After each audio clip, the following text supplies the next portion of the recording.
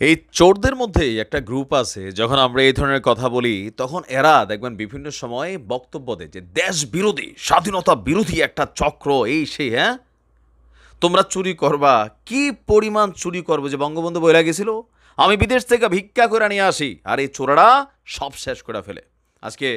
right now বর্তমানে বাংলাদেশকেও একটা critical situation overpass করতে হচ্ছে আর সেই জায়গায় সরকার পৃথিবীর বিভিন্ন দেশ থেকে যখন ঋণ করে আমরা আমাদের ডেভেলপমেন্টের বিভিন্ন কাজগুলা চালাচ্ছি সেইগুলার ফাঁকে ফোকরে এই দেশে এরকম যদি আমরা লারা দেই ভাই আপনার ঘরেও কিন্তু একজন সরকারি কর্মচারী কর্মকর্তা আছে বেতনটা কত জিজ্ঞেস করেন তো সর্বোচ্চ পদের একজন এ গ্রেড কর্মকর্তার বেতন হয় ৭৮ থেকে ১ লাখ টাকা কিন্তু আপনার ঘরে যার সংসার করতেছেন বা আপনার ছেলে বা আপনি কি পরিমাণ ২ নম্বরই এই রাষ্ট্রে লুট করতেছেন যাই হোক দিন শেষে লুটেরাদের অবস্থান কি হয় এক বেনজিরে আমরা দেখছি আর এই মুহূর্তে দেখছি মতিউর রহমান এক ছাগলে ১.৫ টাকার ছাগলে মতিউর রহমানের ১.৫ কোটি টাকার প্রপার্টি কিন্তু খায়ালছে আজকে হাইকোর্ট যে নির্দেশ দিয়েছে আমরা প্রথমে আদালতকে আন্তরিকভাবে ধন্যবাদ দেই যে এগুলো একটা এক্সাম্পল ক্রিয়েট হচ্ছে বর্তমানে বাংলাদেশে গত এক সপ্তাহে ১০ থেকে ১৫ জন হাই প্রোফাইল ক্যারেক্টারের কিন্তু সম্পদ বাজেয়াপ্তের নির্দেশনা দিয়েছে আদালত দর্শক জাতীয় রাজস্ব বোর্ডের সদস্য মোহাম্মদ মতিউর রহমান এবং তার স্ত্রী সন্তানদের নামে থাকা ৮৬৬ শতক জমি ঢাকার ৪টি ফ্ল্যাট জব্দ করার বা ক্রোক করার আদেশ দিয়েছে আদালত ঢাকা মহানগরের জ্যেষ্ঠ বিশেষ জজ মোহাম্মদ শামস জগলুল হোসেন তিনি এই নির্দেশ দিয়েছেন দুর্নীতি দমন কমিশনের পাবলিক প্রসিকিউটর মীর আহমেদ আলী তিনি গণমাধ্যমকে এটা নিশ্চিত করে বলেছেন যে এনবিআর সদস্য মতিউর রহমানের বিরুদ্ধে দুর্নীতির মাধ্যমে বিপুল সম্পদ অর্জনের অভিযোগ পাওয়া গেছে হুন্ডির মাধ্যমে তার বিরুদ্ধে বিপুল অঙ্কের অর্থ বিদেশে পাচারের অভিযোগ দুদক এটাও অনুসন্ধান করছে তো মতিউর তো দেশেই আছে আমরা হঠাৎ করে শুনবো মতিউর দেশ থেকে পালাই গেছে বেনজিরের মতন পরে হয়তো ঘটনাগুলো সামনে আসবে তো মতিউর রহমানকে ওএসডি করা হয়েছে না জানি অর্থ মন্ত্রণালয়ে পাঠানো হয়েছে আমরা চাই তাকে কেন গ্রেপ্তার করা হবে না সেইটারও একটা ব্যাখ্যা চাই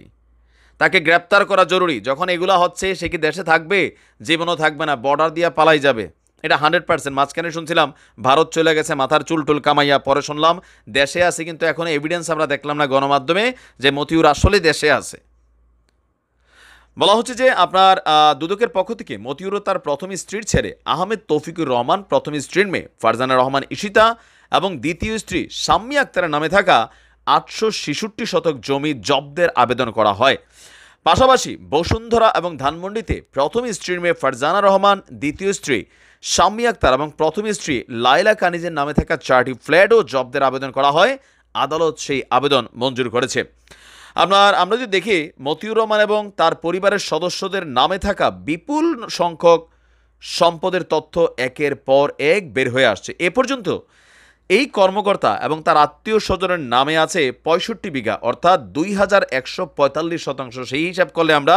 ৩/১ সম্পত্তি বা জমি আদালত ক্রোক করেছে ৮টি ফ্ল্যাটেরও অর্ধেকটা ক্রোক করেছে ২টি রিসোর্ট পিকনিক স্পট ২টি শিল্প প্রতিষ্ঠান আর নামে বেনামে বিদেশে তো আছেই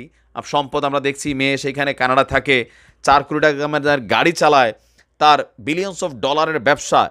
বাপের তরে কিন্তু ছাড়ুম না বাবা তো বাবারা ছাড়া লাগবো না এরা দেশে আসলো এই লুটেরাদের নাতি পতি ছেলে মেয়ে যারা আছে সবগুলারে গ্রেপ্তারের আমরা আবেদন জানাচ্ছি আদালতের কাছে একটা মেসেজ দেওয়া দরকার প্রধানমন্ত্রী সংসদে বলছেন যে আমি অভিযানে নামছি তো সেই অভিযানে আদালতকে সহায়ক ভূমিকা পালন করতে হবে এ পর্যন্ত যে নির্দেশনাগুলো আসছে রাঘব বলদের বিরুদ্ধে আমরা আন্তরিকভাবে ধন্যবাদ জানাই যে আদালত এই ভূমিকাগুলো রাখছে দুদককেও ধন্যবাদ তবে দুদক কিন্তু মতিউর এর আগে 4বার ক্লিন চার্ট দিছে দুদকেরও প্রশ্নের মুখোমুখি করা উচিত ওই 4বার ক্লিন চার্ট কীভাবে দিছিল এই সম্পত্তিকে ওই ক্লিন চার্ট দেওয়ার পরে অর্জন করছে নাকি এর আগে অর্জন করছে দুদকের যে সকল কর্মকর্তারা এই ক্লিন চার্ট দেয় তাদেরকেও গ্রেপ্তারের নির্দেশনা জানাচ্ছি তাদেরকেও আওতাভুক্ত করা দরকার ভালো থাকুন আসসালামু আলাইকুম